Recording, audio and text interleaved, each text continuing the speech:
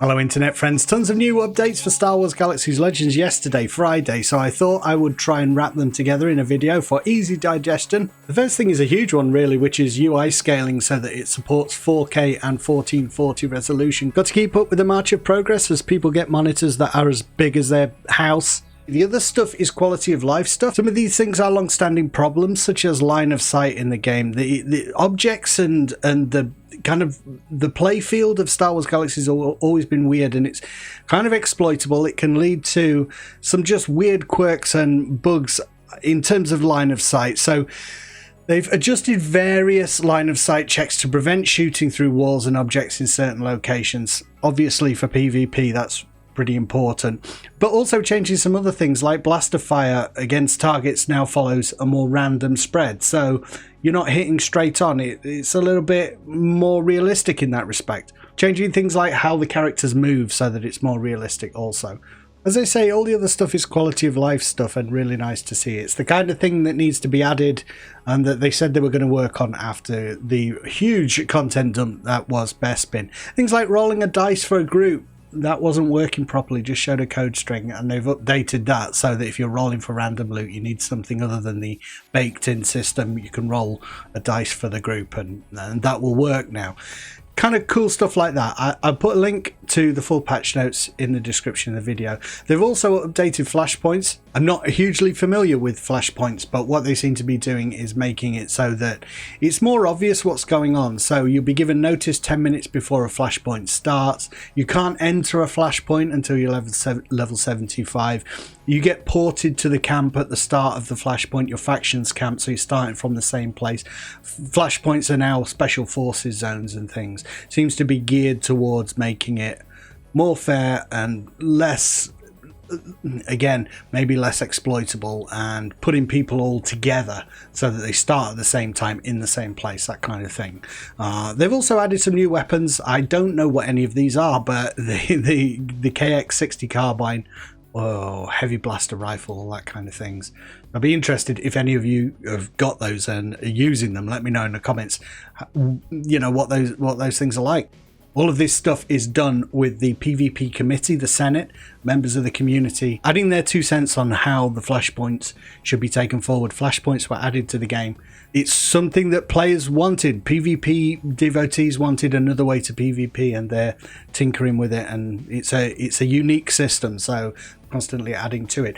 But the other massive thing is their quarterly community transmission has just been released, in which they wrap up a lot of what's been happening in the game, answer people's questions. It's a really comprehensive one. Again, link down in the comments. I'll just cover some of the highlights. This is one of the longest transmissions they've released, and they answered a ton of questions that is quite interesting to hear the responses. But first, ILM. I covered this in a previous video, put a link to the video about this particular thing, but again they repost the information about ILM and why it's gone away and how to get it back if you want it in the interim. But again, there's that other video to watch if you want further help with that.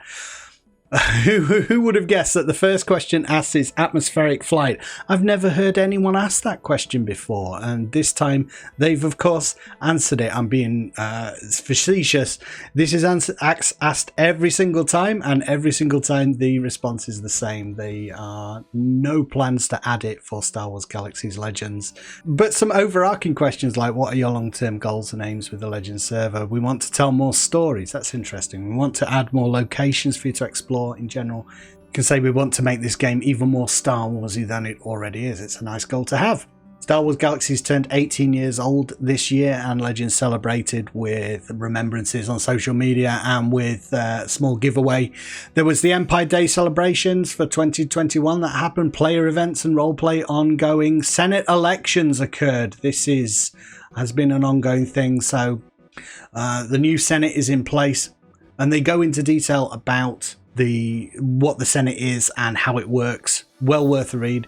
A message from Rain, the lead developer on the recent housing demolition, which was very effective. It's nice to see a breakdown pie chart of where all the houses were destroyed, and Tatooine being the main one, but also structures on Endor, Yavin and Dathomir, because you can put crafting. Don't think everyone knows you can put crafting structures up on those planets, and they were destroyed as well. But as is always the case, we always want to know about the updates, what we've got to look forward to. The Bespin Apartments missed the release of Bespin, and they are working on it. The good news is that they've ironed out a lot of the bugs, and they're in heavy testing for it now. So I think it's a pretty comprehensive feature that they do need to think long and hard about. There are no other buildings in Star Wars Galaxies that work the way these Bespin Apartments work, and there are edge cases.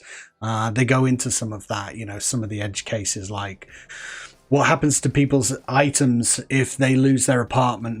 They stop paying the rent on their apartment in Bespin Apartment. Now in the main game, it just gets packed up into your data pad. But this is not a house that's removable from the game in the same way. So what happens to all the items in the house? That kind of thing they've got to figure out, because the complaints would be massive. People started losing all their gear that's in their houses. And then this is the... I'm looking forward to the Bespin Apartments, but this is the big one for me. It's the Star Viper content. Forgotten all about this.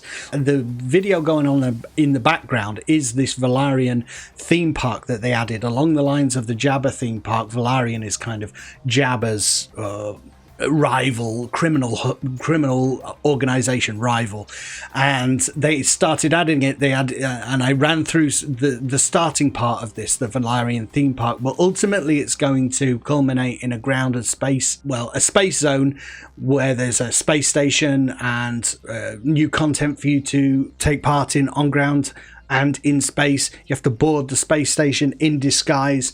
They're adding a new ship to the game. I think that is the Star Viper. That's the one that we can see right there. That sounds amazing. And in the midst of Bespin, them teasing things like Felucia and all this stuff, I'd forgotten all about this. This is the kind of thing that Legends does a lot. They have a new thing like this new ship that's very exciting, but they always try and tie new items into some kind of new content dump. Rather than items just appearing in the game. Some do, and they go under the radar, but for anything big, they try to tie it together with some content, some quest content, something new for people to do in the game in order to achieve the items, which I think is a fantastic way for them to do it. So lots to look forward to in the aftermath of the Bespin update, not least the Bespin Apartments. Thank you for watching my little roundup here. Please show your support to Legends and go over there and give them feedback on the various content that they're adding to the game. Thanks for watching, and I'll see you next time. Bye.